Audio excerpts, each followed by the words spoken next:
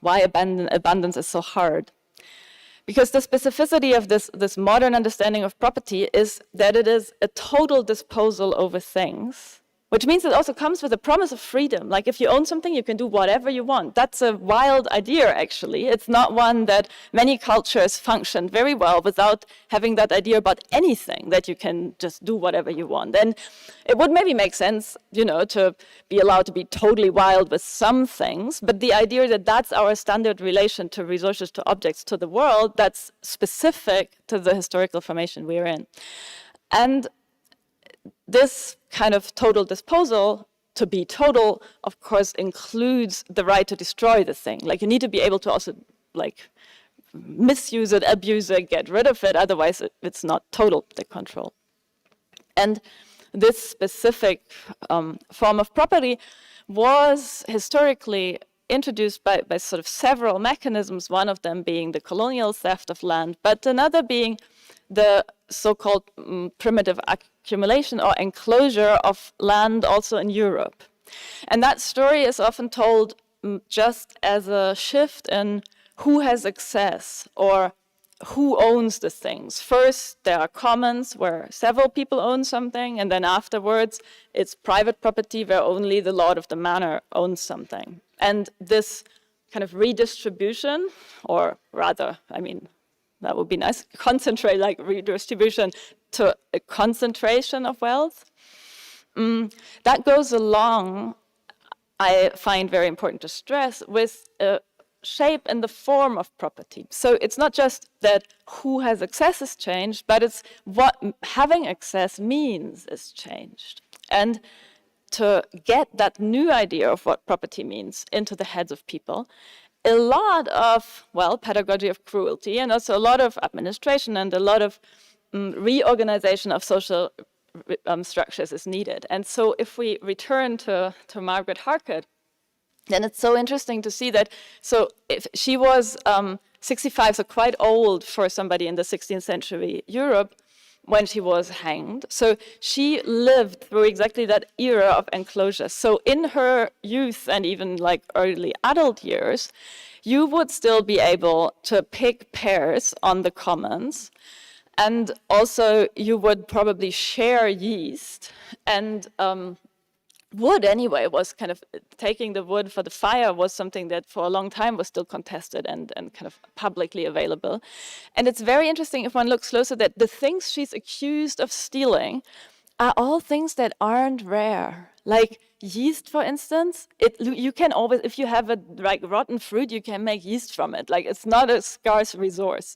Or also pears, like whoever has a pear tree probably knows, they sort of cycle every second year. They have this huge harvest, and then the other year it's just a bit. So normally, you always, if you have pears, then you have also too many.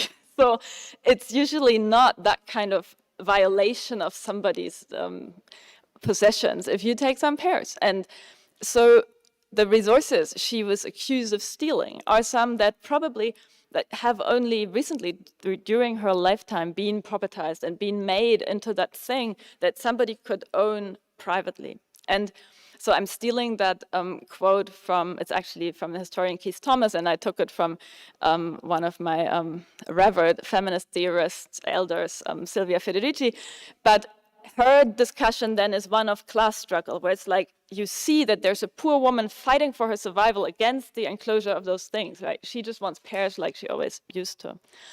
And I want to also give it a reading from one additional angle, which is we need to understand that it is very hard even to get the owners into that kind of subjectivity or that character or posture that they find it normal to deny such an old woman the pears and the yeast and the wood. So what the witch hunt is about, I think, and the kind of general pedagogy of cruelty going along with the introduction of modern property, is not just punishing the thieves or teaching people to respect the new boundaries of property.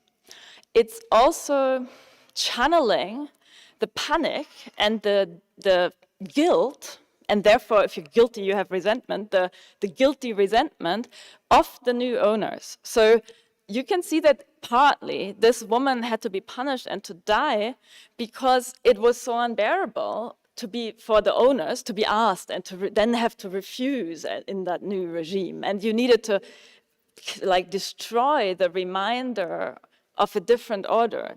The woman who's old enough to know that she's lived through a time where things were organized differently and might have worked quite well.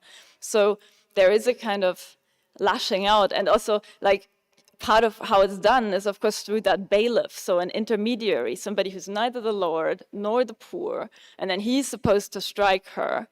And in that mediating position, as the one who's applying what Segato would call the pedagogy of cruelty, he's even going mad over it because that mediation seems so hard to achieve. But that, of course, also takes out of the picture the one person who knows the actual cruelty that was needed to kind of whip that new order into people.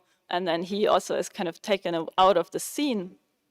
And if you fast forward that scene, then you get to a world that is divided into owners who own ownable things and have certain rights over them, exclusion of others, full volition over the things, also the ability to just discard and throw them away at will, which you need for capitalist trade.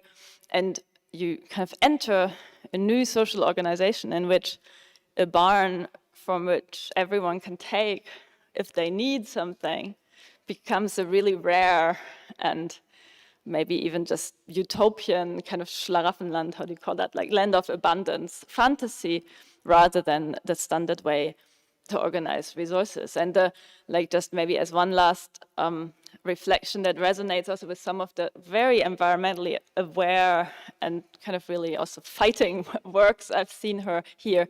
The irony that we're facing now, of course, is that we see that many things that were propertized and made ownable, so unlike pears, which, I mean, they're kind of half all right still, but many things that were made property in that modern way and were treated as though they were dead and treated as though they were fully disposable have sort of died in the process. So something like land or even sort of climate, clean air, clean water turned out to be, if you treat it as ownable and dead for long enough, then suddenly it also doesn't regenerate anymore, which I think brings us, and maybe we can discuss that further, also to the very important question of how do you relate to those places of abundance such that they don't just get depleted immediately. And I mean, you know, I, of course, have great pity for her here and made her the heroine, but maybe that Margaret Huckett was really annoying and always took much more than there was. Like, we also need to have accounts of how much time it takes to fill a barn and how many things, like the student, like you just named, all the people who helped, all the things, all the natural like cycles that come together to create a resource that we may then share. And that's, so I think that's how, in my head, then those two concepts of the title of the exhibition resonate, that to have wild things, things that are not enclosed and fenced in and propertized and made controllable and dead, to have wild things, you also need very tender narrations of all the interrelations of things and their reproduction and their regeneration. And that's how I understand Olga Tokarczuk's, I find, super inspiring concept of the tender narrator. I think here's a lot of tender curating going on. That the tender narrator is somebody who sees a thing or things from all their angles and in their interrelatedness. And so an account that doesn't just have a singular perspective, but it's the fantasy that there could be something like an account from all perspectives. And that's what she calls tender. And maybe part of what tenderness is this, it's not about just soft touch, it's about seeing from a lot of sides at the same time so that you know how to treat something such that it might regenerate. Thank you.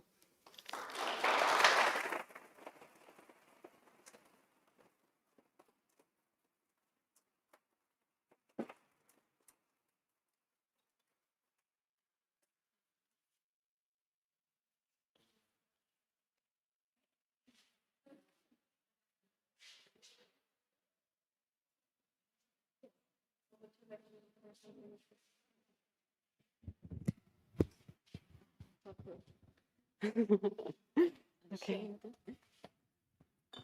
Okay, thank you so much, Eva, for this very inspiring glimpse into your thoughts on what wild things and tender narrations are. And I have to admit, the tender narrations I also stealed a little bit from you because I stumbled upon it in your in your book.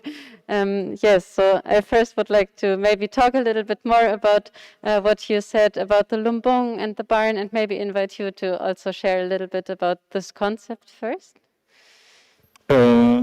First of all, as behalf of Ruang Rupa and the artistic team and also Ruru House family, we would like also to congratulate to all the graduates. We are very happy to be here, as well as really gladly that we could meet the whole family of Kunsthochschule, probably the first time here again, and then to see all the things that really fascinating going on within this particular building, because it's quite surprised to see this building is changing again, and then suddenly things happening within this year, within lots of different kind of capacities and possibilities. And also dear guests that also already spends lots of time and effort, especially to the ones that graduates today.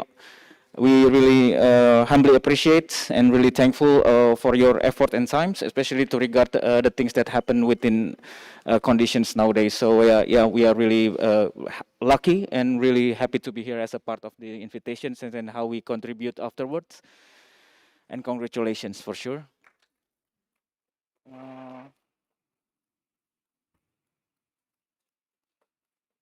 As a part of elaborations, which is we are really happy to having like a opening speech. And then first of all, I need to excuse as a part of my incapable of speaking German and understand German properly, and also probably here and there I still could haven't complicated as well with my English. So that's why bear with me. But really thankful since the beginning that we are get in touch with most of our friends from Kunsthochschule like Yandra, Malin, and then come to Ruhr House, and then we start having conversations. And gladly that I know personally some of friends that come also tonight, and then also the graduates that also part of the collective that we know of. So we are really happy to be here to see how these exhibitions, most of the time, what we are dealing with, because we are part also as an artist collective, and each of every individual in Ruang Rupa is also an artist,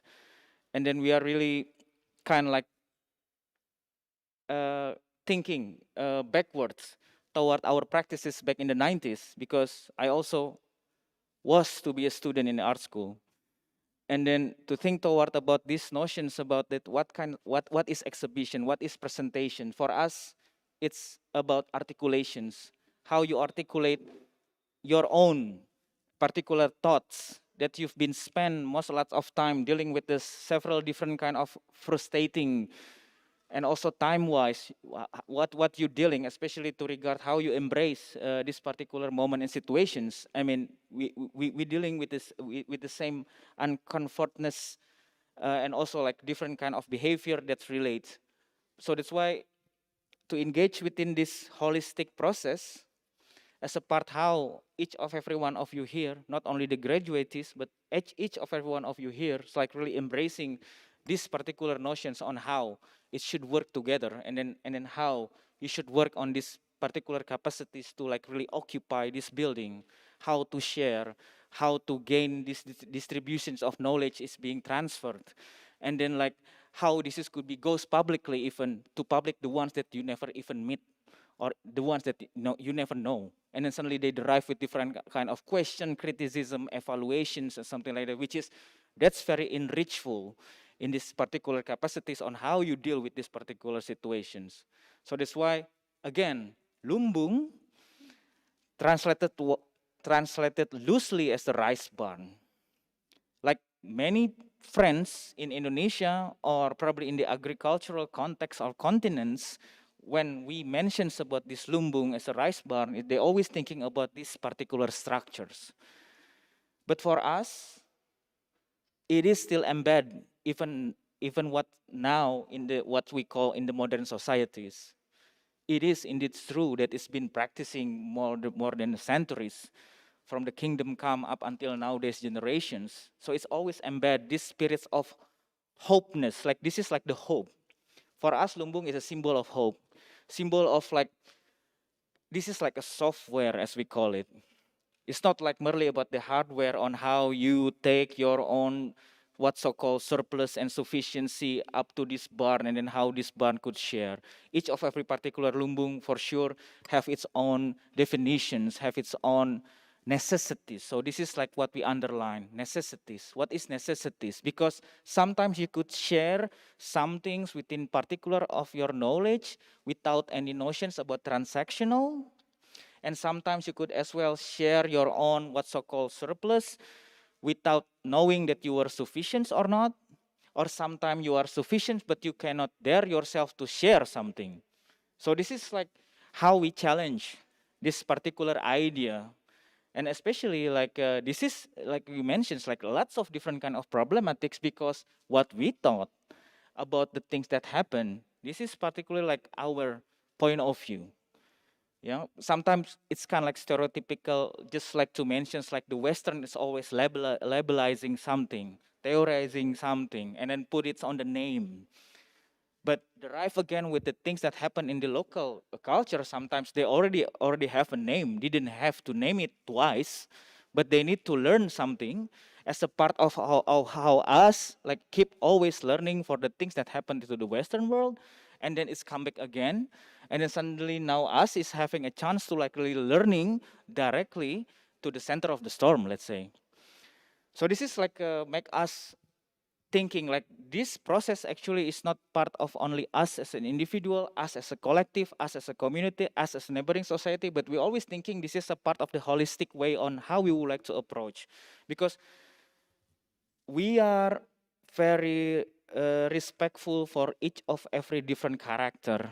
So that's why in our sense of, let's say, talking about the lumbung, talking about sufficiency, talking about surplus, talking about ecosystem, talking about symbiosis, we never can like really get rid of or put someone's to dead end. No, we always embrace all these things, and then it's becoming like push and pull, because each of every particular way of character have like different energy. We don't need to be synergized. We don't need to be in the same ecosystem, but what we need to concern is, hey, actually there's like some part of things that could be shared among each others.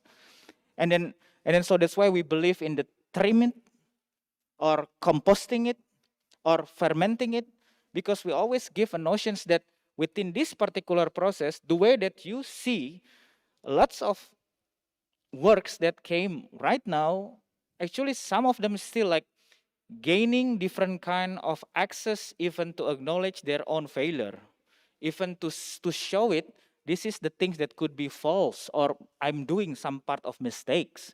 Because seems like lumbung as a part of the process for documenta seems like this is like the ideal process, but actually it's not. There's lots of things that we need to adjust. There's lots of things that we need to like really, kind of like how we deal with this so-called conflicts, for example, which is overrated for us. So sometimes we just thought like, okay, this is part of fermenting.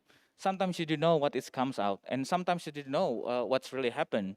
So that's why like we also as an individual, as an artist, as a collective, as the ones that relate to the documenta, we also evaluating, criticizing the way how we work, the way how we connect, the way how we approach another lumbung context, probably in the African continent, Central Asia, Latin America, North America. That's the way that how we work. We would like also to see the things that really going on. So that's why we are really happy to be here as a part of Castle, and then we live here together. We find out many things that could be inspiring each of every day. That we walk on the streets, we take public transportations, we take our kids to school, we met the other parents, we talk with someone at school, we talk with the housemeister every day in rural house, for example. So this is like how we gain our energy, in the sense how we are sense like to see like what you mentioned, like seems like lumbung is fantasy, but actually it's still working. But and then it's not like tradition, it's not traditional, and also like partly the way that now we are talking about wild things. Most of us know that wild things, it's always being tame, yeah. Take a look at the zoo. But sometimes like wild things could be like really wild, like really swarming. The things that you don't know about the what going on with the cassava underneath, what's going on with the onion, why you cut onion and then suddenly they still have like defensive power that you cry. Yeah. This is wild, yeah. And also, can you imagine how you tenderize thing? Tenderize is mean torture. Sometimes, I mean, take a look at the food that need to be processed within tenderized. That's torture. I mean, how you would like to look into this different kind of perspective, which is very enrichful, and then in the somehow it's also very energetic to give us up into this different kind of perspective and inspirations at the same time.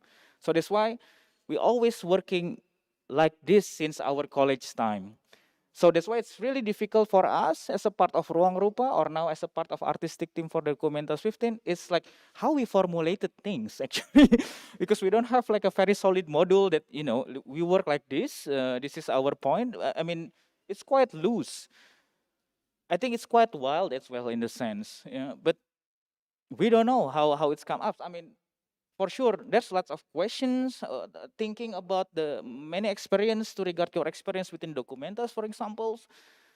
But for me, personally, I never been to Castle. I never been to see Documentas, so I don't know. I also have my expectations, you know. And then we could share our expectations by gaining this particular conversation. So that's why let's share. And then this is like very good moment for us to like really see what's really going on within Kunsthochschule students, which is for me it's kind of like embracing new energies, something like that. So thank you very much. Yeah.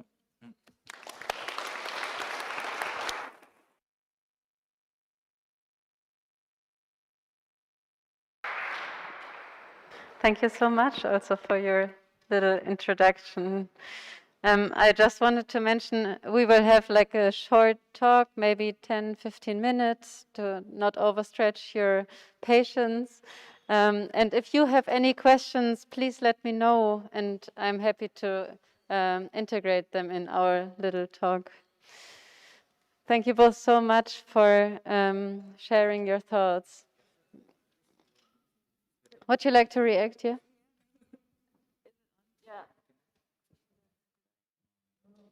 Is it on? Oh, wonderful. Yes, it is. Thank you. Yeah, no, I wanted to say thank you so much because you referred to that when I spoke of Lombang of a fantasy, I actually wanted to kind of criticize my own projection, and now you kind of brought on a lot of reality to that, and that's really I think very inspiring and interesting. And I mean, one thing I'm really curious about is how you what's the rise? So because you spoke of energy a lot, and maybe that's just too wild for me, and that's why I'm like, wow, how can you like, or what would you also relate to the concept of time? Because I think that a lot of what, like, the thing that we have the least surplus of is often time in the kind of crazy modern world, and that seems, I think that's very horrible. And I often think, how can we center our struggles more around that? So, do you, I don't know whether you have any idea to share on that. I think it's quite challenging because, especially to regard, let's say, we also considering about what's so called like time and also labor, yeah, and then like probably energy again, or probably like ingredients, or. But what we realize, actually, the way that we find out, especially to regard many or most of our friends that really deal living, working, studying in Kassel, and then they create their own initiative to make collective, for examples, and also try to have lots of different things as so-called exercise the way that we know of, and then they really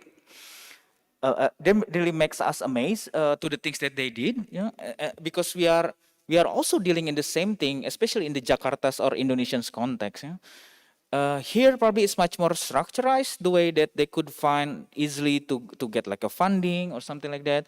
But within us, back in the Jakarta situation, for example, although there's a funding, yes, there's a funding body, there's a state, but for us, it's really difficult even to like really kind of like put this in the same levels of necessities or needs. So that's why talking about that, we are mostly believe that there's no such thing as a mechanical conversion. So we're always thinking like how you calculate it to regard, let's say, because I mean in our cultural tradition we have saying that to give and expect nothing in return. Yeah? It's since like our childhood we always kind of like brainwashing with this particular song. Yeah, so this is kind of like, you know, you're talking about sun, you're talking about, I mean, sun, like sun shining, and you're talking about love of your mother and father, or love of your parents, or any love that you could get. How you could calculating this into energy? I mean, like that's why like it's really difficult for us to like really make this as a conversion. So like particularly like how the lumbungs work, yeah? How we share things. We never like really know what is common is, because like if again back if you take a look lumbung as a structures, actually like in the down below as a platform, actually it's a platform of hangout, like really hangout, like really you don't know what you're talking about, but you're always there talking about something, gossiping, and then generating different kind of ideas. So it's becoming like natural conversions of aesthetic, and then suddenly it's being labeled as a common ground. I mean, here the way that I learned from the class during that time with the class of Munira also and Martin also there. Martin is really gladly to share about Almende, yeah, if I'm not mistaken. Like we were like what? I mean, that's really fascinating. I mean, one of our friends, one of our colleague knew German language, and then suddenly he explained about Almende. So we were like, oh, there's lots of different kind of practice that we need to learn, and also like there's lots of different kind of practice that some collective in castles already brought some things already. So for us, like, why don't we make like these continuations and then generating more into the let's say how this is could be organically creating like supporting system, for example. Maybe can I say one more thing? So now that we had like seen 400 years of the destruction of the Almende traditions in Germany, there is a certain experience that I make. So in the countryside where I live, it's in the former east of Germany, so it was socialist, and now people still are quite good at this kind of informal exchange of goods there. It exists. But it doesn't exist in a Lombong or Almende structure. But the ritual that you have to understand is that they point to something and they don't say it's surplus or it's common, they say it's absolutely worthless. So they're like, I go to the neighbor and then she's like, here, I have those beans. I'm going to throw them on the dung heap. They're nothing. And that's a very clever mechanism because it releases you from the guilt. Like then, because it's anyway rubbish, and then I'm like, well, if you really don't need them, and she's like, no. And then and she knew we had many guests, and I take them, and I bring back the empty bucket. That's also super important to bring back the vessel. And I'm like, it was so delicious, thank you. She's like, yes, right, it's my favorite vegetable. But that I see it again and again that there is that devaluation, and I can never decide whether it's a kind of cool, also kind of anti-capitalist negation, but it's also so sad that you first have to say it's rubbish before somebody trusts you that you can take it. So that I wanted to share that technique. Yeah, I think it's derived with the different articulations nowadays, which is that really wonderful because we know that's why like we always encourage someone or friends that having conversation with us to like really using their own articulation rather than translated into English, because sometimes I think German words also is quite enrichful and then very powerful in the sense. So I think in some other contexts like this, we need them to like really spoken within their own language, because or else it's going to be lost in somehow. So that's why we cannot like really mention that lumbung is kind of like totally like rice barn, but it's kind of like this, how do you share spirit? So that's why like it's a symbol of hope again. So that's why it's really good to know that this particular practice, even though there's no name on it or quite similar with things, but could be identified differently. So this is also really important. So that's why we always think each of every so-called exhibition of presentation, we always thinking this is articulations, something like that. Yeah. Thank you both so much. So, as we're here at the finishing event of some people's schooling career, I would like to take on the pedagogy notion that you both dropped for several times, like you mentioning Rita Segato's pedagogy of cruelty, you mentioning these processes of having to learn the oppressor's category yourself, although you actually maybe never wanted to learn them or had other feelings, notions, or grasps on these things, and then having to unlearn these categories again. So I really wanted to, maybe build a little bit on these both conceptions. So first of all, you're having a very vibrant schooling practice, like Lumbung or Ruang Rupa is basically, as you told me in talks before,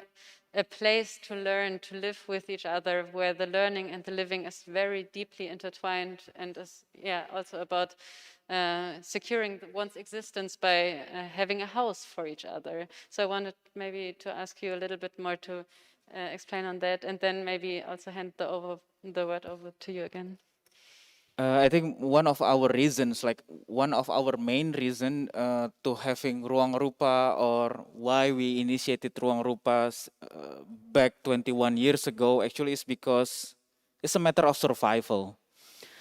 Because like back in the 90s when we are still students, we always thinking that, I mean, we dealing with the same behavior of relationships among you all, like having friends during school, right? Sometimes you don't want to lose like someone that you have like near to your kind of like your life in the sense. And then you came to one cities, new space, new place, and then suddenly you dream about how you live together because you feels like quite connected to each other. So actually, like by us up until now, like why it's more than 25 years, like we are thinking about why that we could still having us as a collective. So in the beginning, actually, we're thinking like up until this is like a matter of survival. So we don't like really, kind of like really know our destinations to be like, and then working as a collective, you're gonna work like this, like that, like this, like that. No, it's a matter of survival. I mean, you could share anything that you had, like automatically. Someone that you need, someone, and at school mostly like you cannot pay tuitions, you cannot pay for your daily necessities, and then somebody like, oh, I have my tuition for my parents, and let's share it. So we used to get this particular way of survivals. So that's why like by us like really sitting together, rented a space, moving every 2 years, because we kind of like having this kind of like the same issues each of every day, the poverty traps, and then you rebirth again, and then suddenly you becoming rigid because you need to make a proposal, you make a fund, you ask for funding, and then suddenly this is like the trap that we always dealing with. So that's why from this particular notions of way of us like really working within this loop, and then suddenly we're thinking like what if we create our own system. We don't want to change the system up until now. Do you think Documentas 15 is changing the system? No, we are accompanying the system because we believe that Documenta, like also here, it's part of main resource for us to be shared and to be learned and something like that. So we don't want to change. So what we would like is to extend something or to fulfill in the gap, the one that completed to our needs. And it is based again by its necessities because its mean is for survival the way that we know of. So that's why let's why don't we create our own system? Why don't we create our own economic within artists, for example? Because like us, like myself, for example, it's really hard for me to get credit from the bank because they will asking like, what kind of artwork did you make? Did you sell your artwork? I said, no. Like, how come that I could calculate it my artwork? Come on, it's hilarious. No, bank asking like, do you have any like regular jobs? Yeah, I'm an artist. What kind of artwork do you do? Even though I'm talking about the work of Picasso, they didn't know for sure. Like different curator, right? Bank also have its own curator, right? The way that I know of.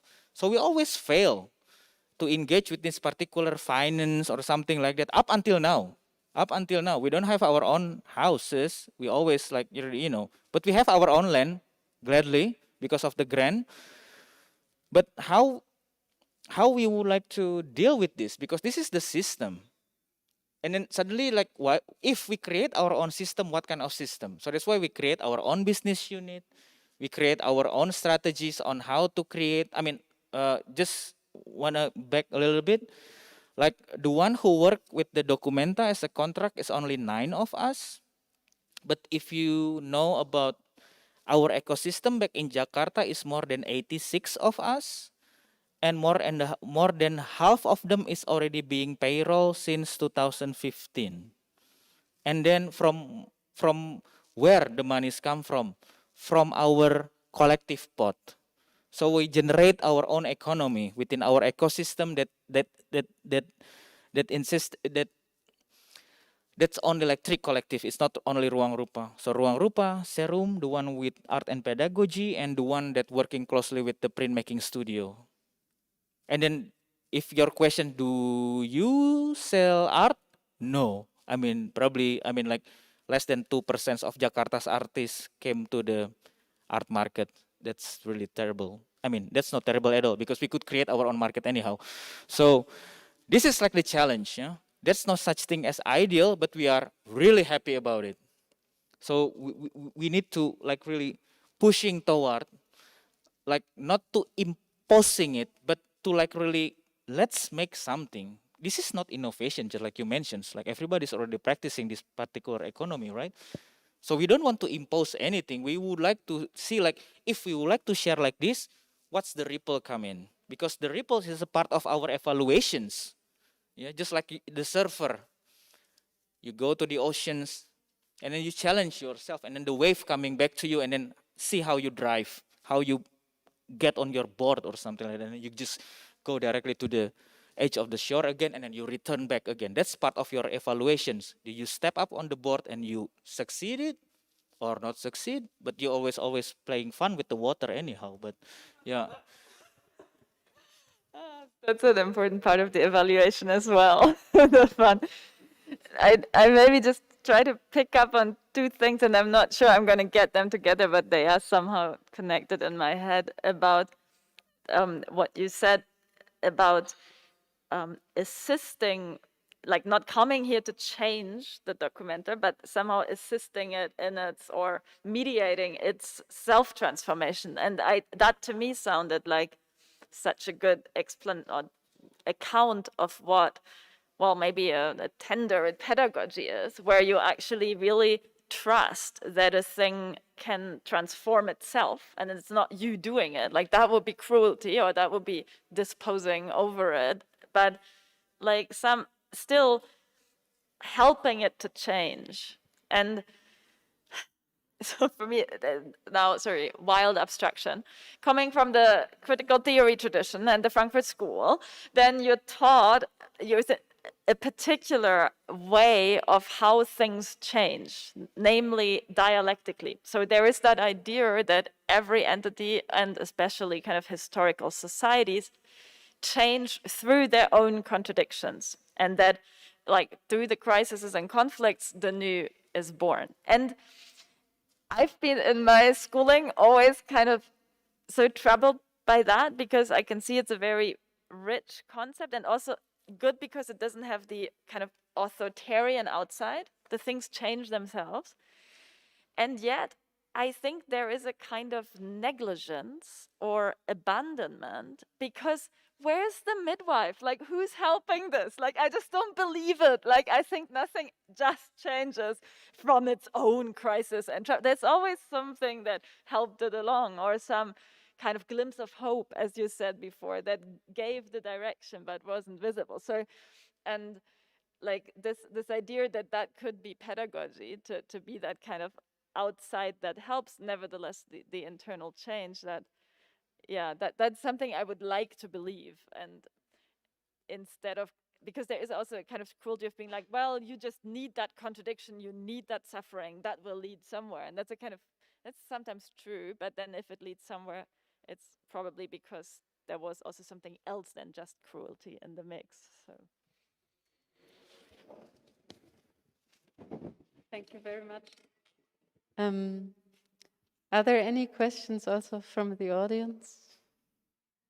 Otherwise, I would like to go a little bit also on a personal level because of the event that we have tonight, and would like to ask you about the very moments in your career or your life that made you think about the things you're thinking now, which is the commons, the practice, and really this aim to think collectively about things. And yeah, as I said in the introduction, I'm very interested in why did you choose the methods that you are employing right now? How did you come to really write books? Or how did you come to be an artist? What were the moments that made you, yeah, intertwine these methods with your also kind of political approaches? Or yeah, also how is the theory intertwining with the practice part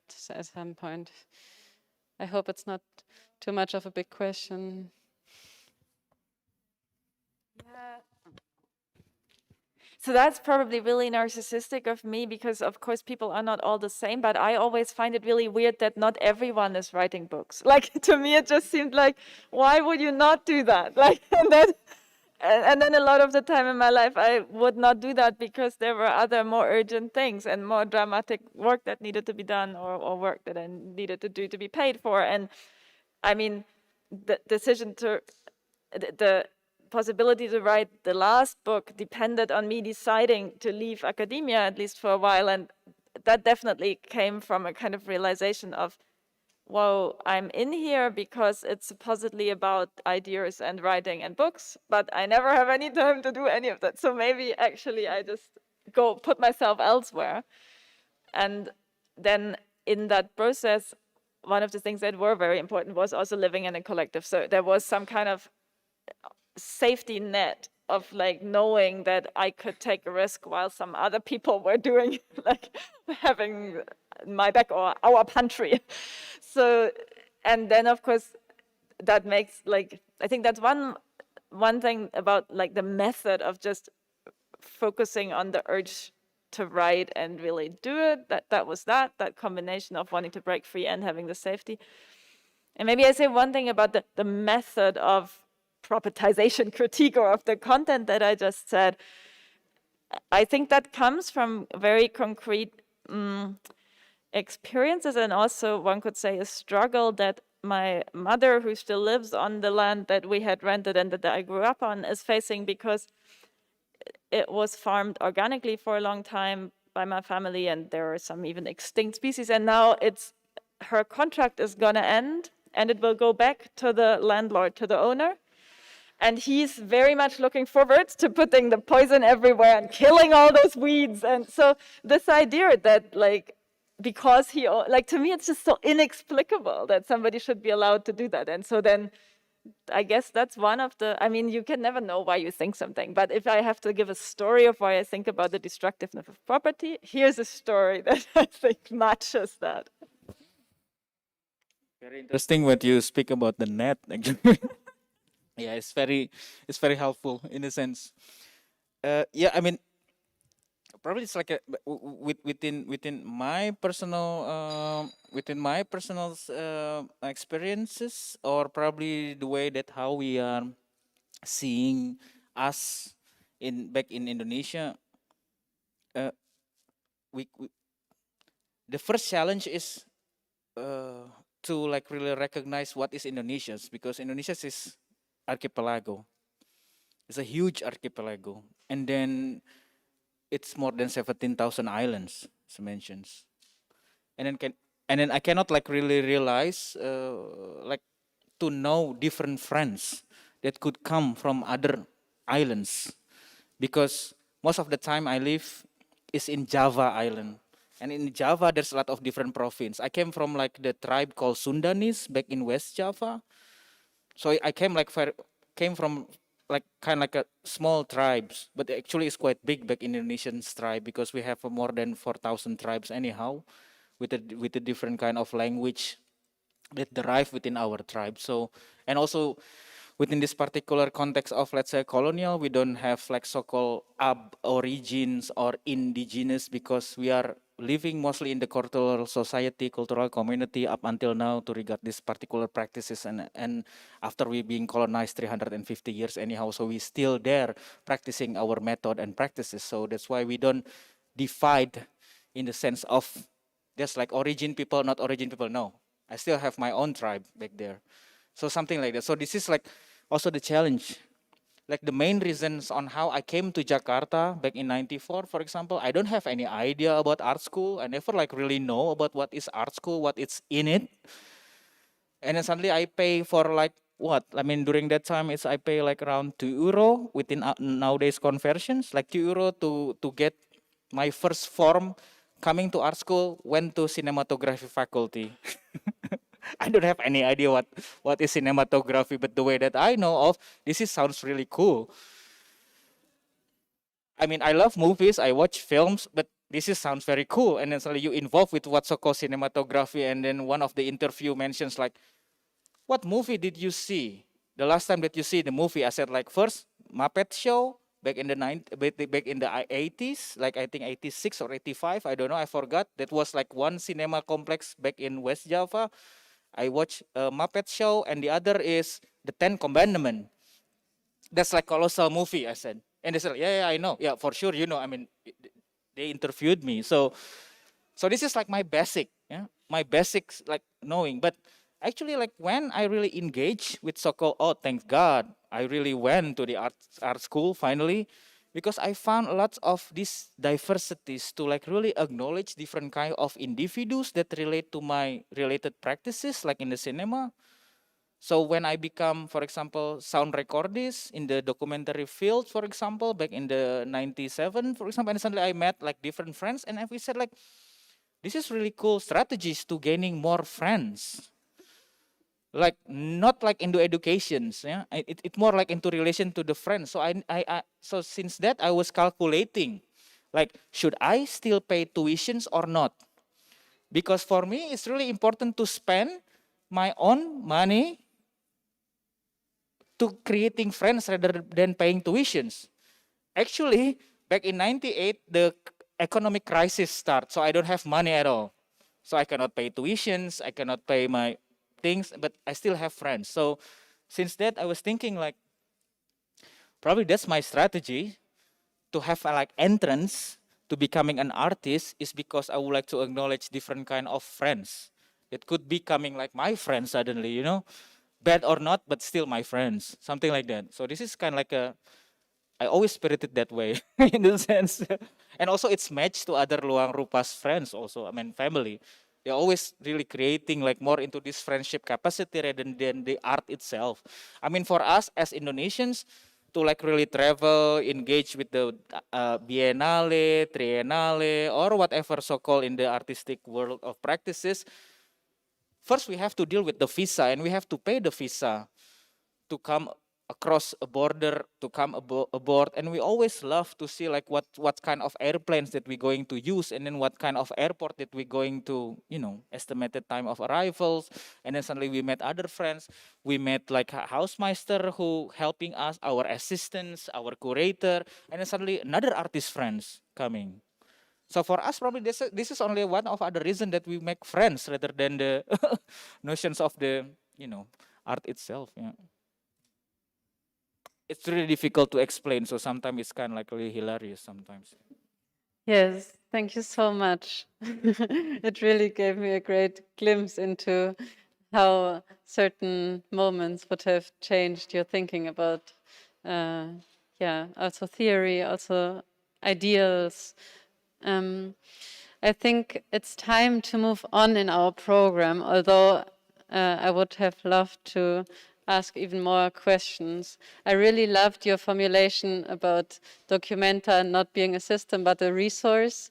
And I think, yeah, for me, this was really also a great experience here, coming here and seeing not this thing as a resource, but how many resources are here. Like, it's such a great infrastructure. The whole university is such a vibrant space with so many different opportunities that emerge from the whole time. So really thank you again for being here tonight. Thank you so much for having this conversation with me and for sharing your thoughts.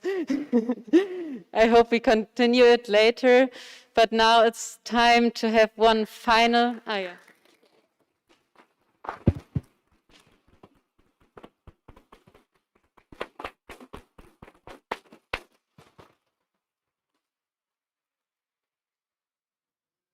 Yes. Workshop together on Friday, right? Yes. Oh, wonderful. So Reza reminds me of a great thing. There will be a workshop on Friday, Yuki, of compost. So if you're around, please join us for this. It's 6 p.m. on Friday. Yes, so I now would like to hand over the microphone to the jury, who will hand the Förderpreise. Maybe we switch back to German. I'm lacking the vocabulary. Ganz herzlichen Dank nochmal an die Jury, die wirklich, wie ich das beobachten konnte, seit heute Morgen um 10 erst eine halsbrecherische Führung durch die gesamte Ausstellung gemacht hat und dann sich den ganzen Nachmittag den Kopf zerbrochen hat. Ich hoffe, ihr seid zu einem guten Ergebnis gekommen. Ich habe mich selbst nicht eingemischt, aber ich hätte es natürlich gerne.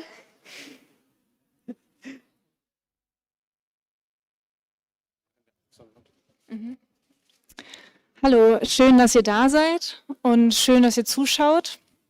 Wir freuen uns, hier vorne stehen zu dürfen und machen es auch gleich ganz schnell und schmerzlos. Das wird Felix machen. Aber ich möchte mal allgemeine Worte auch loswerden. Als Jury sahen wir dieses Jahr eine Ausstellung reich an spannenden, wichtigen und herausfordernden Positionen. Wir waren beeindruckt über die Fülle an Arbeiten, deren Haltung zu uns sprechen und die von ihren vielfältigen Praktiken erzählen. Auch sehen wir, dass die Bedingungen, unter denen diese Arbeiten hergestellt worden sind, ziemlich schwierig waren. Diese Herausforderungen wurden gemeistert, häufig gemeinsam und auch immer wieder thematisiert. So sind die Arbeiten zu einer Ausstellung zusammengewachsen, die ein Produkt einer Gemeinschaft von ProduzentInnen, KünstlerInnen und GestalterInnen ist. Aus dieser Gemeinschaft einzelner Positionen auszuwählen, war keine einfache Aufgabe. Vielleicht erstmal wirklich Gratulation an alle, das sind ganz großartige Arbeiten. Ja.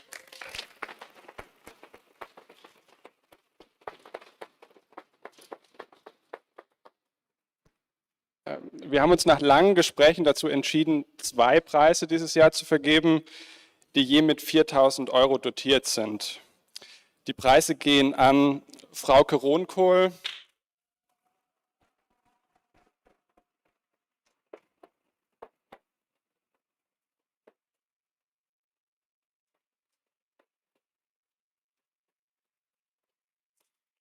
und Anna Fischer-Dessart.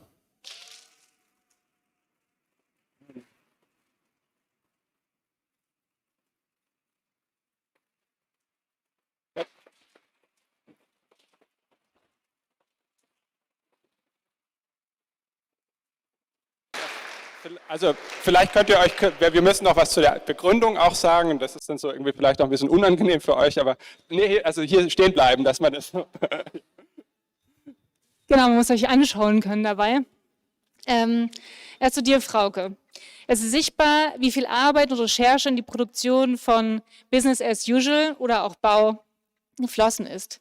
Gleichzeitig thematisierst du in deiner Arbeit auch die Bedingungen von globaler Produktion, Wirtschaftsmärkten und Ketten und dem Wandel, in dem sie unterliegen. Die thematische Klammer bildet dabei einerseits die lederverarbeitende Produktion im Pirmasens in den 1920ern und aktuell in Indien. Während allen das globale Outsourcing der textilverarbeitenden Industrie in den globalen Süden bekannt ist, verkompliziert Frauke in ihrer Arbeit diese Fakten durch eine tiefgreifende Auseinandersetzung mit körperlichen Bewegungsabläufen. Die präzise Installation ist Display, Archiv, Skulptur zugleich. Die Aufarbeitung ist vielschichtig in ihrer medialen Breite, nicht zuletzt durch zahlreiche Kollaborationen.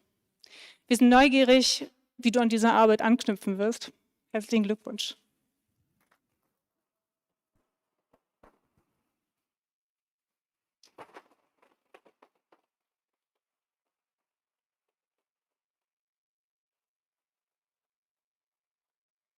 Auch Anna Fischer-Dessars Installation mit dem Titel Licht und Glas, Passagen durch das Palmenhaus, hat uns auf mehreren Ebenen überzeugt.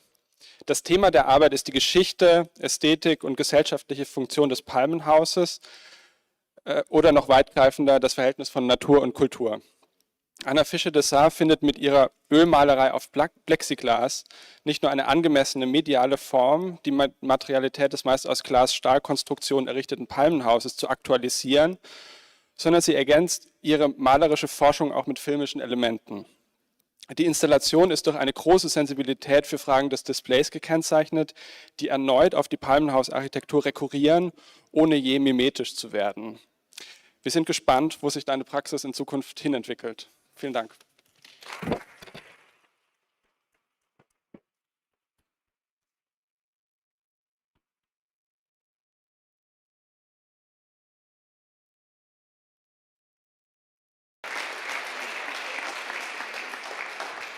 Ja, und nochmal einen herzlichen Glückwunsch an euch alle anderen, weil ihr habt wirklich großartige Arbeit geleistet. Und die haben wir auch gesehen und ich hoffe oder wir hoffen, ihr arbeitet daran weiter, an eurer Haltung, an dem, was ihr dabei produziert. Und ja, wir wünschen euch ganz viel Erfolg und hoffen, noch mehr von euch zu sehen. Schönen Abend.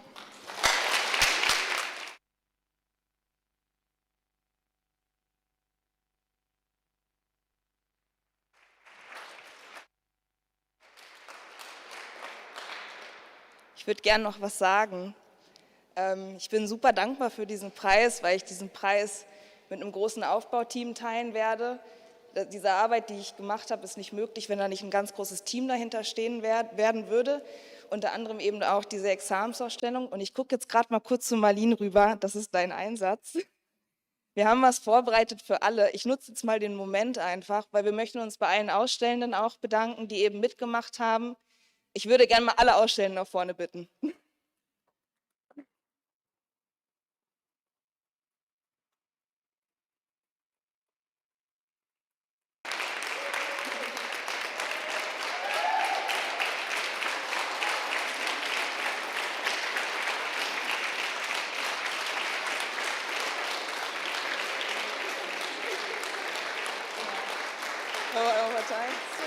Zu verteilen.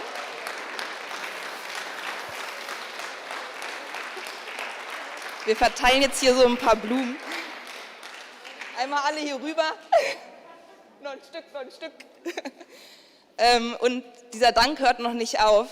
Wir haben nämlich eine ganz wunderbare Verkehrskreuzung im positiven Sinne, sonst wären wir, glaube ich, an einiger Stelle aneinander gerast. Jandra Böttger, unsere wunderbare Kuratorin, ohne dich wäre das, glaube ich, alles nicht so geworden, wie es jetzt geworden ist. Ein großes Dankeschön an dich.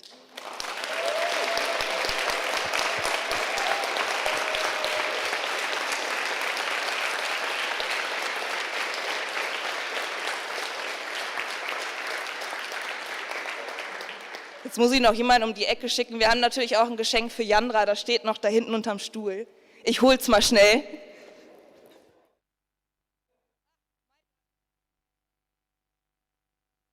Und ein riesengroßes Dankeschön auch an unsere wunderbare Flora. Einmal bitte nach vorne. So ist es.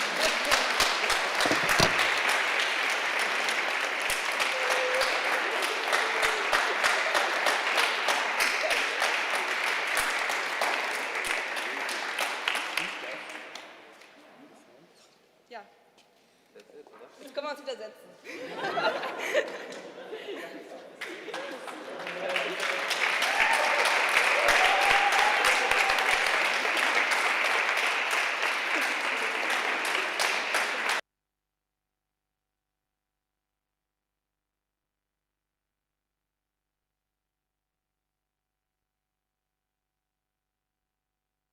Ausstellung jetzt eröffnet ist und da unten gibt es ein bisschen Buffet. Ich soll noch ein paar Leute für ein Gruppenfoto zusammenbringen. Und zwar wo? Unten.